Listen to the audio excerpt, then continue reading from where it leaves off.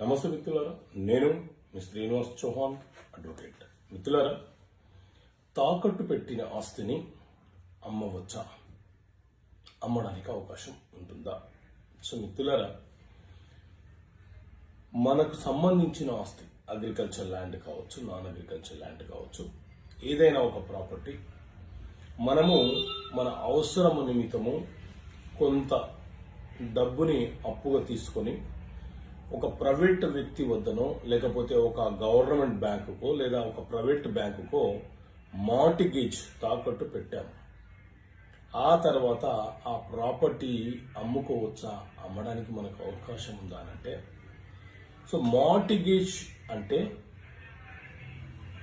మనము అప్పు తీసుకుంటున్న దానికి బదులుగా మన పేరు మీద ఉన్న ప్రాపర్టీని వారి పేరు మీదకి తాకట్టు పెట్టడం.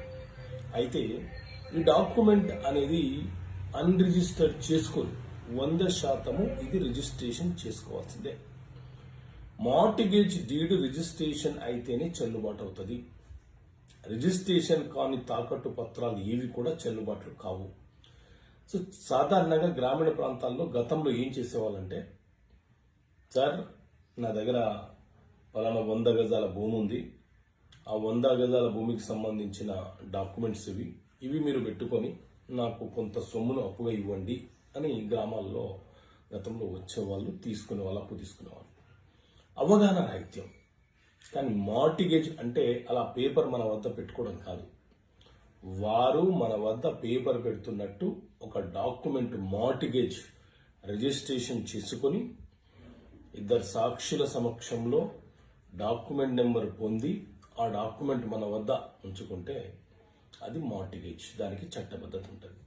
మరి ఇలా మార్టిగేజ్ పెట్టిన వ్యక్తులు వేరే వ్యక్తులకు అగ్రిమెంట్ చేయడం కానీ, వేరే వ్యక్తులకు అమ్మి వేయడం కానీ, వేరే ఇంకా ఇతర ఏదైనా ఇల్లీగల్ చర్యలు చేసినా చెల్లుబాటు కాదు, కుదరదు.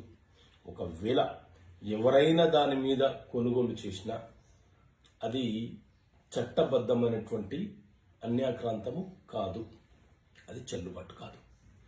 సో ఇలా బేసిక్ లా అనే ఇన్ఫర్మేషన్ మనకు తెలిసి ఉండాలి, లేకపోతే మనం చాలా నష్టపోయే ప్రమాదం ఉంటుంది. సో ఈ బేసిక్ నాలెడ్జ్ ఎంతో ప్రజలకు అవసరం కాబట్టి చట్టపరమైన సమస్యలకు పరిష్కారాలు అనే పుస్తకాన్ని మేము ముందుకు తీసుకొచ్చాము. ఒకసారి ఈ పుస్తకం చదవండి. ఈ పుస్తకం కావాలనుకునే వ్యక్తులు ఇక్కడ కనిపిస్తున్న నెంబర్కి కాల్ చేసి ఈ పుస్తకాన్ని మీరు పొందవచ్చు.